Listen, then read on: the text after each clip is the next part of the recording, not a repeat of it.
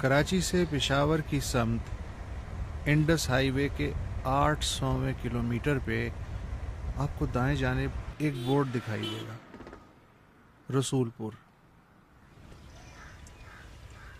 سرسری گزر جائیں تو معمولی سا گاؤں، دھیرے دھیرے دیکھیں تو بہت کچھ عام ڈگر سے ہٹا ہوا۔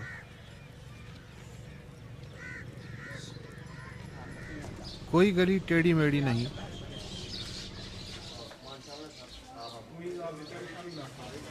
کوئی کوچہ بے نام نہیں۔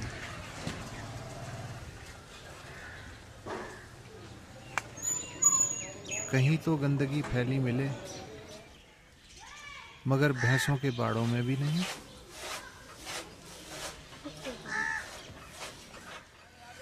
بچے بچیاں جوق در جوق اسکول جاتے ہیں، مگر اس میں بھلا کیا خاص بات ہے؟ سبھی جگہ بچے اسکول جاتے ہیں، کہیں کم کہیں زیادہ۔ لیکن رسول پور یوں الگ ہے کہ یہاں والے اقوام متحدہ کی یہ تعریف نہیں مانتے کہ خواندہ انسان وہ ہے جو صرف حروف تہجی لکھ اور پڑھ کے دستخط کر سکتا ہو۔ عالمی معیار جو بھی ہو، ہمارے نزدیک یہ معیار ہے کہ کم از کم میٹرک ہونا ضروری ہے۔ اور اگر میٹرک نہیں ہے تو اس کی زندگی عذاب میں؟ ہاں بالکل یقین 100%۔ اس کو یہاں پڑھا لکھا نہیں کہتے لوگ، وہ میٹرک کے نیچے مڈل بھی ہو تو یقین کریں کہ یہاں مڈل کو پڑھا لکھا لوگ نہیں کہتے ہم۔ باقی یہ تعلیم کے بارے میں یہ کوئی تصور نہیں ہے کوئی بچہ اسکول نہیں جائے گا، یہ بالکل کوئی کسی خاندان، کسی فرد، کسی باپ، کسی ماں کے ذہن میں نہیں ہے۔ بچہ آٹومیٹک چلا جاتا ہے اسکول۔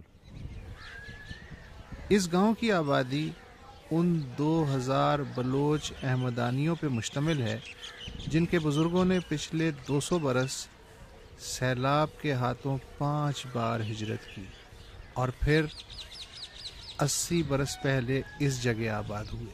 ہمارا ایک بزرگ گیا تھا دہلی امین آباد، وہاں اس نے اسلامی تعلیم حاصل کی۔ کب کی بات ہے یہ 1821 کی بات ہے۔ ہم سب کاشتکار تھے، جٹ تھے۔ اس نے کہا بھائی تم تعلیم حاصل کرو۔ پھر ہمارے دادے، 3 دادے، وہ 3 گئے تعلیم حاصل کرنے کے لیے۔ پھر سے ایک سلسلہ چل پڑا، یہاں آیا تھا عارف نواز SSP، وہ سالانہ ایک رسالہ نکالتا تھا پورے محکمے کا۔ اس نے لکھا ہے کہ اس ضلع میں ایک گاؤں ہے رسول پور، جہاں کی بلی بھی گریجویٹ ہے۔ رسول پور بسنے کے 2 برس بعد 1935 میں یہاں لڑکوں اور لڑکیوں کے لیے 2 الگ الگ پرائمری اسکول اپنی مدد آپ کے تحت بنائے گئے۔ تاریخ پیدائش میری ہے 1926۔ میں 5 پڑھی ہوئی ہوں۔ وہ بھی مردوں کے سکول میں میرا امتحان میرے ابا نے دلوایا۔ لڑکیوں کی طرف کوئی بھی توجہ نہیں دیتا تھا، وہ بیچاریاں ایسے بس رول پھیر کے آ جاتی تھی سکول سے۔ پھر جب میں نے پڑھانا شروع کیا تو پھر بہت خوش ہو گئے۔ پڑھائی بھی اردو میں، ہر چیز اردو میں، انگریزی مجھے نہیں آتی تھی، نہ میں نے کوشش کی سیکھنے کی نہ کچھ۔ پھر یوں ہوا کہ رسول پور میں طالبات کی تعداد طلباء سے زیادہ ہوتی گئی اور اس رجحان نے یہاں کی سماجی سوچ کو نیا رخ دیا۔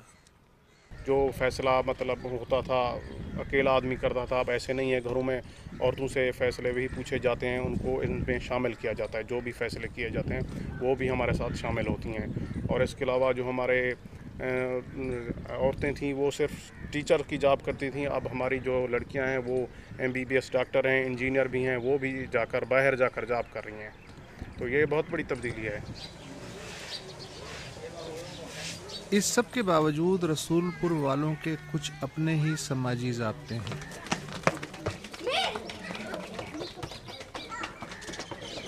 پورا گاؤں نو اسموکنگ ایریا ہے،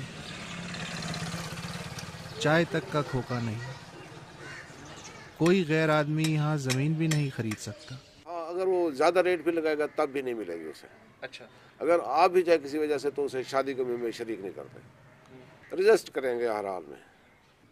نئی بھی باہر سے آتا ہے، کپڑے بھی باہر سے استری ہوتے ہیں۔ جو بھی دوسرا آدمی یہاں پر कारोबार किया ना, वो भी कोई, हम उस पर राज़ी नहीं हुए।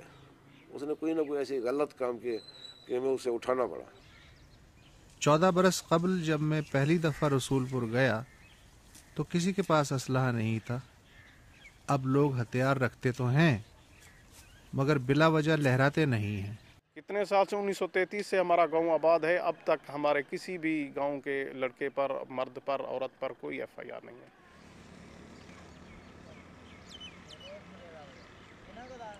रसूलपुर के चारों तरफ और भी मुतअद्दिद क़बाइल आबाद हैं, लेकिन उनमें से कोई भी रसूलपुर नहीं।